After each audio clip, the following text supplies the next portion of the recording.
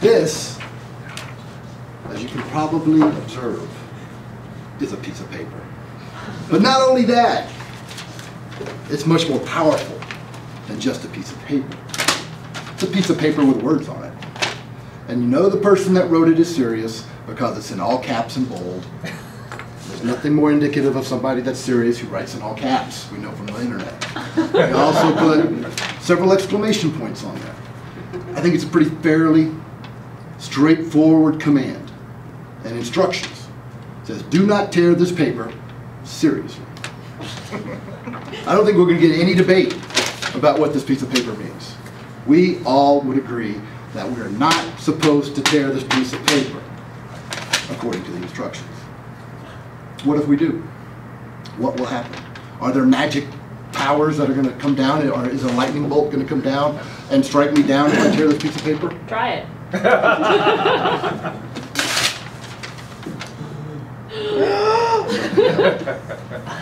Nothing happened.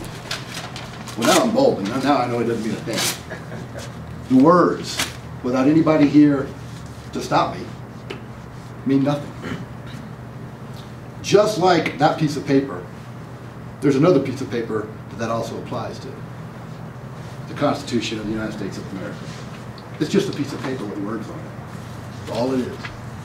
Now, just like that piece of paper that I shredded, this is pretty clear. A lot of it is very, very, very clear. And part of what is clear is the 10th Amendment. And it says, the powers not delegated to the United States by the Constitution, nor prohibited by it to the states, are reserved to the states respectively, or to the people. It's pretty straightforward. There are enumerated powers in the Constitution, Article 1, Section 8. There's 18 of those. 10th Amendment says if it's not one of those things, it's the state's power. Pretty straightforward. But I think we all realize the 10th Amendment is a dead letter, almost. But for all practical purposes, there's almost nothing the federal government can't do at this point and tell the states and us as individuals what to do. Now, so how can that be? We've got a piece of paper that says you can't do that. Well, there is some theory about what happens when Congress acts outside those expressly delegated powers. Alexander Hamilton, not one of the more, he was very pro-federal government, even said, no legislative act contrary to the Constitution can be valid. So what has happened? How have the progressives, how have the states gotten around the enumerated powers and plain meaning of the 10th Amendment? Well, they have three pretexts that they use, three phrases. They hang their hat on the General Welfare Clause that's in the Constitution, the Commerce Clause, and the Necessary and Proper Clause, all in Article 1, Section 8. So let's look at those briefly. The General Welfare Clause says, Congress shall have power to lay and collect taxes, duties, imposts, and excises, to pay the debts, and provide for the common defense and general welfare of the United States. Now, James Madison described what that meant in Federalist 41. He said, for what purpose could the enumeration of particulars be inserted if these and all others were meant to be included in the preceding general power? For example, let's say I sent Crystal to the store and said, Crystal, here's a list of 18 things you're going to get. You do not have any authority to use my money except on these things that are listed on this piece of paper, or whatever else you want. That wouldn't make any sense. That is the result of where we are now, the 10th Amendment and the enumerated powers. James Madison again, he wrote, the Welfare Clause, General Welfare Clause, cannot enlarge the enumerated powers vested in Congress. But James, it did. It did. Let's look at the Commerce Clause. It gives Congress the power to regulate commerce with foreign nations and among the several states. Much of the same argument applies about the enumeration of powers. And the point of that was, and again, there's plenty of quotes from Madison, it was to keep states from imposing tariffs on one another. That was the point of it. And now, of course, it means everything to making you purchase health insurance, to carrying a gun. They tried to say carrying a gun in a school zone would be part of the power that Congress could impose on the general by the Commerce Clause. Last one is the Necessary and Proper Clause, which reads, Congress can make all laws which shall be necessary and proper for carrying into execution the foregoing powers, that's after they've listed the 18, and all other powers vested by the Constitution. Again, same argument with the enumerated powers. The point of this was, so Congress could, for example, hire a post delivery man Because one of the things they can do in the 18 powers is have a post office. But nowhere in there does it say Congress has the power to hire a postmaster guy to carry the mail. Well, that would be a necessary and proper thing to carry out those proper parts of the federal authority. So what the state is really up to? They've got no compulsion about using force because they believe they're smarter than us. They want to remake society, and they reject these founding principles, and they don't hide it.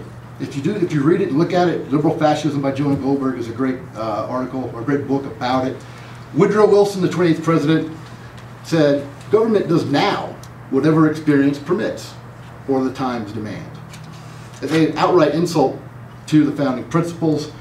For example, I realize that while we are followers of Jefferson, there's one principle of Jefferson's which no longer can obtain the practical politics of America. You know that it was Jefferson who said that the best government is that which does as little governing as possible. But that time is past. America is not now and cannot be in the future be a place for unrestricted individual liberty. They reject it. They don't hide it. If you say, well, that's not what the founders meant, they don't care, and they admit it. Their point is to do whatever they want to do because they know what's best. Now, Jefferson had to address this issue in 1787 with the Alien and Sedition Acts, which made it illegal for anybody to criticize the government. This was just about 8 years after they passed the First Amendment, so you can see how fast it was before we forgot what we had done. Jefferson said the Sedition Act was a nullity, and absolute and as palpable as if Congress had ordered us to fall down and worship a golden image. Don't give them any ideas, Thomas. That might be what they do next. Now, he wrote the Virginia and Kentucky resolutions, and in response to the Alien and Sedition Acts, where he said, among other things, resolve that the several states composing the United States of America are not united on the principle of unlimited submission to the federal government. He went on, and also said, each party to the Constitution, which means the states and the federal Constitution itself, have an equal right to judge for itself, as well as of infractions as the mode and measure of redress. He said that with, you can't let the federal Supreme Court decide what the federal government can do. It'd be like the Nuggets playing the Lakers and allowing the Lakers to be the referees. We conclude with something that Edward Livingston in New York, the House of Representatives in New York, said about the Alien and Sedition Acts at the time it was passed. He was against them, but it passed. And he said, will the people submit to our unauthorized acts? Will the states sanction our usurped power? Sir, they ought not to submit. They would deserve the change which these measures are forging for them if they did not resist. We've submitted. We deserve our change because we failed to resist. It's time to remove them. It's time to resist. We've allowed the Constitution to become a mere piece of paper that can be torn without consequence because we have not insisted on enforcing it. Let's insist.